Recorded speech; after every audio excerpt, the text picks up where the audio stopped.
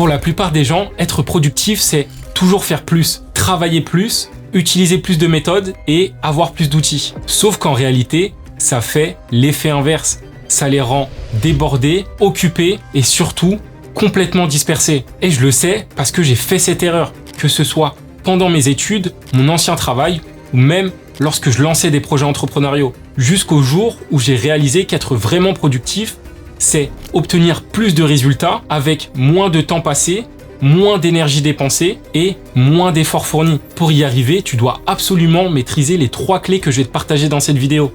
La productivité intentionnelle.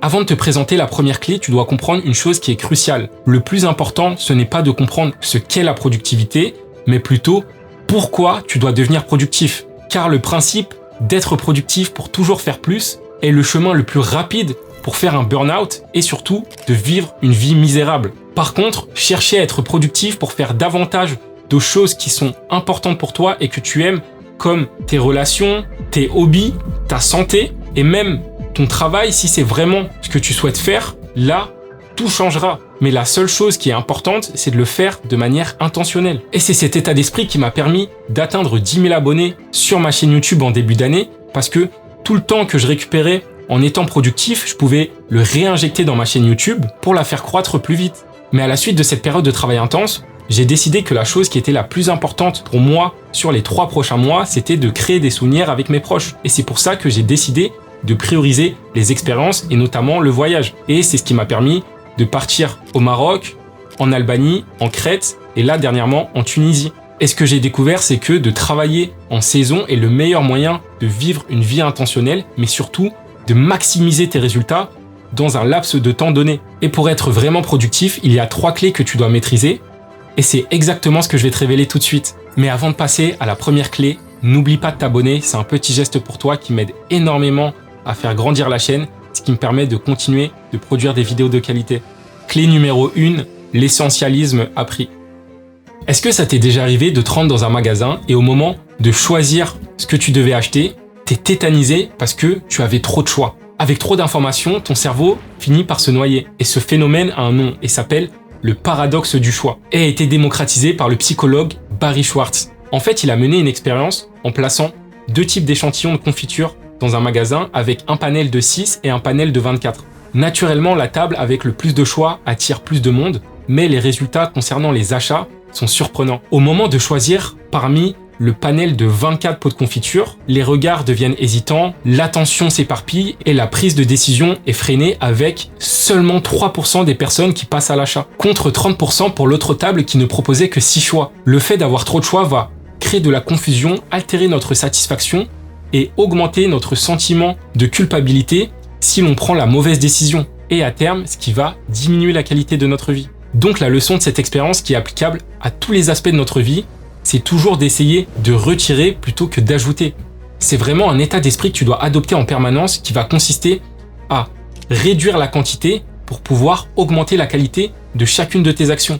Et c'est toute la philosophie du livre Essentialisme de Greg McKeown qui explique comment une personne essentialiste pense, agit et obtient. Un essentialiste va toujours penser en faisant moins mais mieux. Puis il va être discipliné en faisant moins et en disant non à tout ce qui n'est pas important. Et ce qui lui permettra de vivre une vie intentionnelle avec un sentiment de contrôle et de joie quotidien. Et pour te faire comprendre que toutes les actions n'ont pas la même importance, laisse-moi te prendre un exemple lié au foot vu que c'est la Coupe du Monde en ce moment.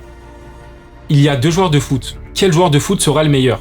Le premier va regarder toute la journée des vidéos de foot, va en parler avec ses amis et s'entraînera à jongler.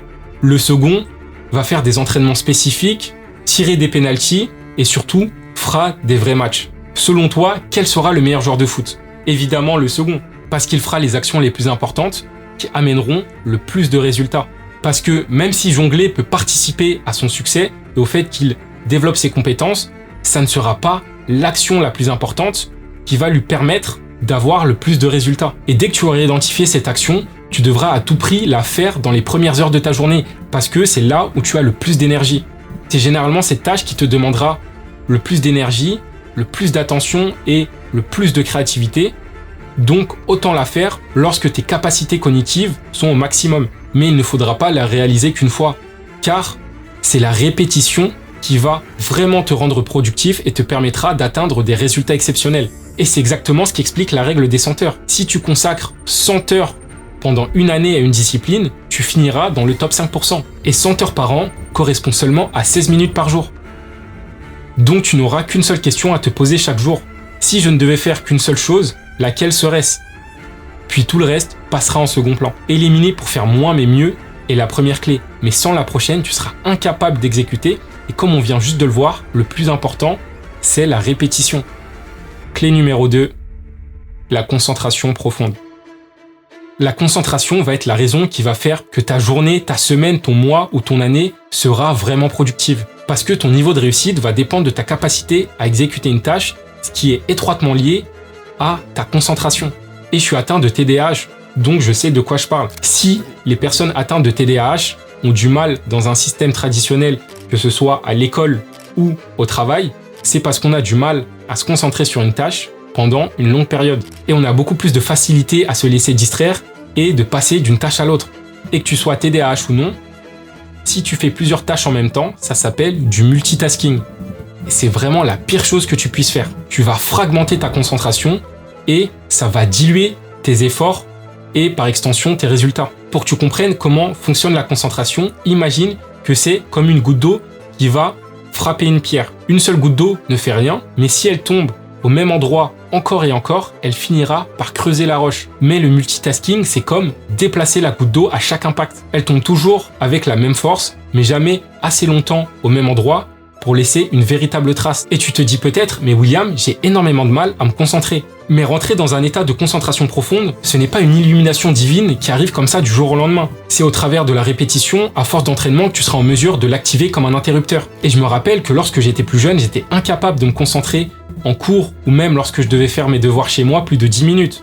Après, c'était 30 minutes, puis 1 heure, et maintenant, tous les matins, j'ai des blocs de travail intense de 3 heures. Et de développer cette capacité de concentration profonde, c'est ce qui te permet de te focaliser sur ton stylo, ton papier, ton ordinateur, qui te permettra d'étudier, de travailler et de réfléchir comme une machine de productivité. Et sincèrement, il y a peu de choses aussi satisfaisantes que d'être absorbé par une tâche et de réaliser plusieurs heures après que tu as vraiment été productif. Mais ce que j'ai remarqué, c'est que maintenant, le plus difficile, ce n'est pas de travailler plusieurs heures, mais les 2-3 premières minutes lorsque je commence à me mettre à travailler. La chose qui m'a le plus aidé, c'est de créer des habitudes de travail. Et c'est pour ça que je planifie l'heure à laquelle je me réveille, je travaille, je mange et je dors. Maintenant, tu sais que maîtriser ta concentration est ce qui va te permettre d'exécuter comme peu de personnes. Mais si tu ne maîtrises pas la prochaine clé, tu seras toujours en retard par rapport à ceux qui sont à l'ère de leur temps. Clé numéro 3, les outils numériques.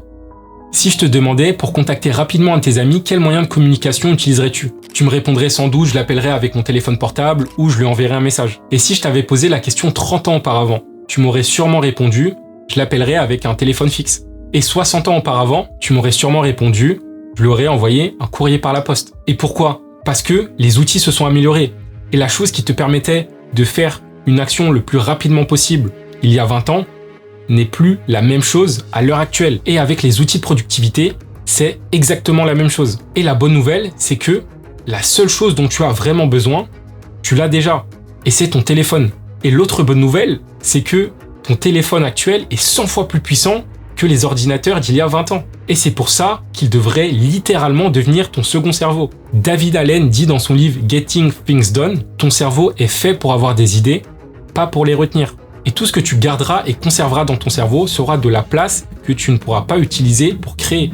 Donc tu dois t'assurer que toutes ces idées, ces tâches, ces connaissances soient conservées dans un système externe. Et rien de mieux de le conserver dans un appareil que tu as toujours à portée de main et que tu peux sortir à n'importe quel moment. Pour soulager ton cerveau et exploiter ce pouvoir de création, il ne te faut seulement que 3 choses. Une première app pour centraliser ta liste de tâches. J'ai remarqué que Notion n'était pas très pratique.